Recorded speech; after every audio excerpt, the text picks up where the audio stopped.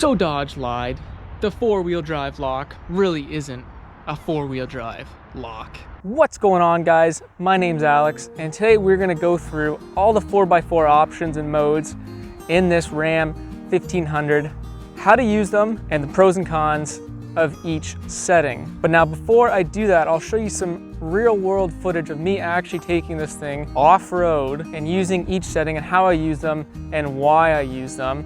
And as you can see behind us, that is Mount Sicker, and there's some nice old beat up logging roads that aren't crazy, but will still give the truck a little bit of a challenge. So that's kind of where I ran this thing up. It's nothing, crazy. Didn't really completely test the limits of the vehicle, but I think it's a good kind of real world situation where most of you will be in, and I think it's a good way to explain each 4x4 system, when to use them, how to use them, and why I use them. So I hope you enjoy the footage, and I'll pick up with you in a sec here.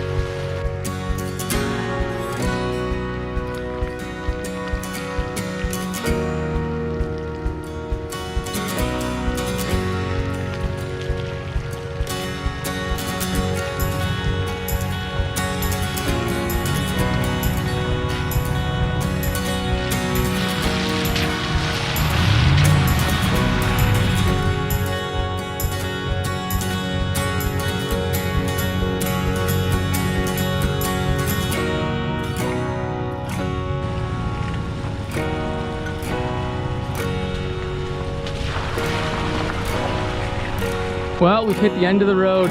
Let's turn this baby around.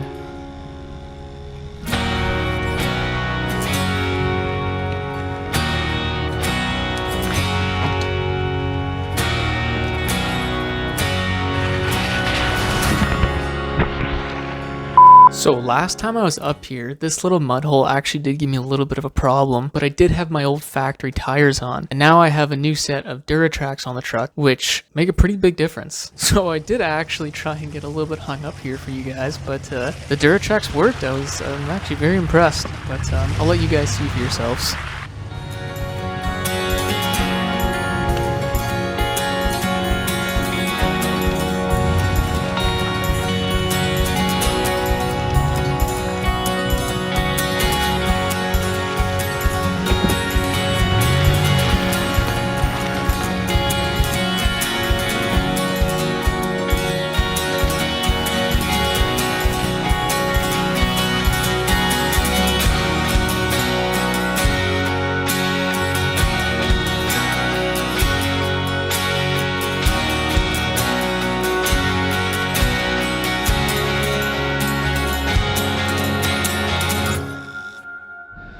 Not too bad up here, guys.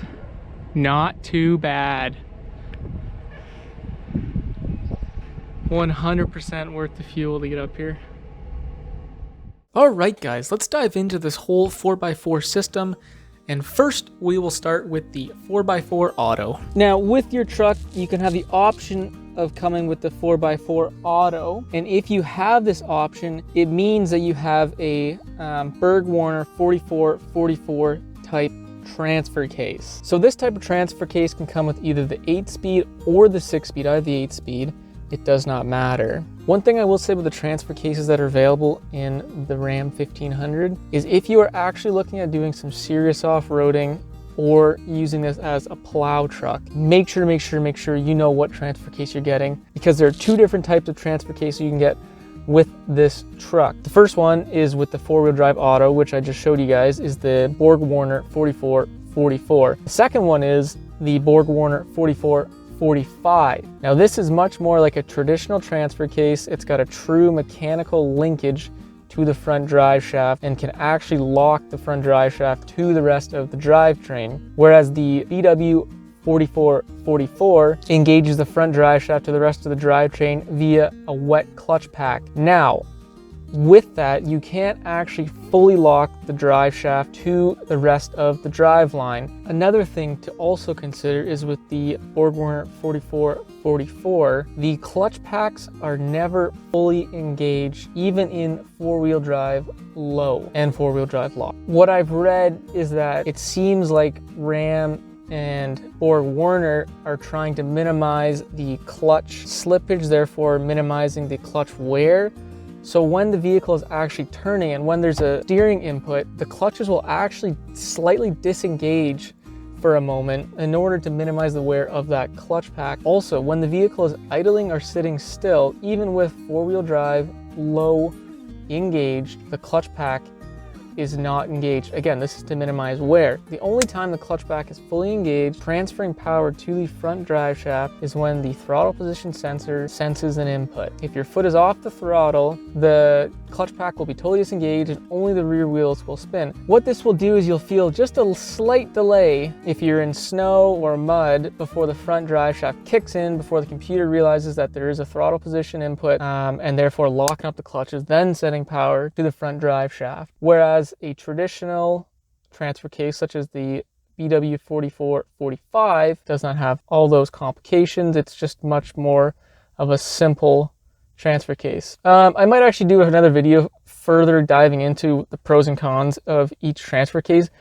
but just know that there is a difference when you're going to buy this truck. Is four-wheel drive auto that important to you that you jeopardize some off-road capability in some more extreme situations? And I'll leave it at that. So guys, like I just mentioned, the four-wheel drive auto uses a clutch pack system which allows the vehicle to engage the front drive shaft on and off sporadically whenever it feels there's a slight difference in speed between the rear and front axle. When would I use this? Well, I'll throw some footage on the screen here, and the camera doesn't do it justice, but it's actually a very steep corner that's very crumbly. And you can see that my inside right wheel is the only one that's really spinning as I go up around the corner. And you can even see there's a little bit of axle hop, which is a very good way to just blow up a differential. So you want to try and avoid those situations. The road up to that point was, you know, a little bit choppy, but relatively easy going. But every now and again, you're going to get spots where it's loose or steep, and you might get some wheel slippage. And because I have an open differential on this truck, and so when you have extended one wheel peels or you're constantly just spinning one wheel, it actually puts a lot of pressure on the spider gears in the rear differential, which just increases the wear on the differential and the rear end. So you want to avoid that. So that's why I put in four-wheel auto, just to try and minimize those situations. The next setting we have is the four-wheel drive lock. Now, like I just mentioned, there really is no true lock kind of ever with the VW 4444 transfer case. So Dodge lied. The four-wheel drive lock really isn't a four-wheel drive lock. The clutches can be fully engaged at times, but also at other times, like when I said when there's steering input, the clutches will slightly disengage. When the vehicle is coming to a stop or at a stop, the clutches will be fully disengaged. And just keep in mind, guys, I know I'm kind of, you know, hating on the clutch pack, but, you know, looking at like huge front end loaders, they use power shift transmissions, which are all just clutch pack gears, and they seem to work okay with all that torque running through them. So it's not that I'm hating on the clutch packs, it's more that I just want to make you guys aware of the limitations of this transfer case. All right, so here I am back at my little mud hole. Now, I was in four-wheel drive lock, And hopefully you guys can see, it looks to me as though there's a slight delay of power going to the front axle. And I'll slow it down and see if you guys can see it. So hopefully you can see that slight pause in power to the front axle. Now I think it's because I turned my wheels as I kind of entered the mud there. And as I mentioned earlier, when you turn the wheel, the clutch is slightly disengaged, halting power temporarily going to the front axle. So that's probably exactly what happened. They disengaged for a second, and then we see them just re-engage, spinning that front left tire a little bit. And lastly, guys, we have four-wheel drive low. So this setting is where we have the most torque delivered to the wheels. I believe we have a ratio of 2.72 to 1, meaning that you're going to have almost 3 times more torque delivered to the wheels than you normally would.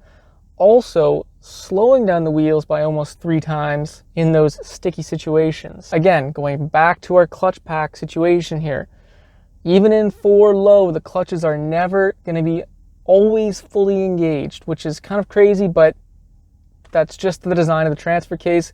That's just one of the limitations. So again, keep that in mind if you're going to be thinking about buying one of these trucks. Now I will throw some footage I just showed on the screen here of when I used 4 low. And as you can see, as I'm crawling, I think you can anyways, the puddles I go through, there's actually some sharp shale on the bottom of them. I also thought that puddle was going to be like 6 times as deep, and I really didn't know what I was getting myself into, so that's why I approach it so slowly. And the last thing you want to do is have a tire spin even half a rotation, because all it takes is you just get hung up a little bit, you put a little bit of throttle into it, and you just have one wheel just slip, and next thing you know, you got about a 6-inch gash in your tire, and you're shit out of luck.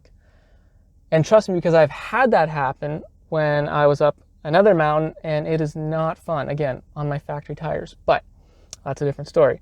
So I put it in 4 low, so I have the most power and control to my tires, so that if I do need to throttle out of something, the likelihood of having a tire slip on those sharp rocks is minimized. So that's why I used the 4 low there. Well guys, I hope you enjoyed the video and maybe even learned a thing or two. Let me know, have you guys ever really fully tested the limit of this thing, ever been stuck?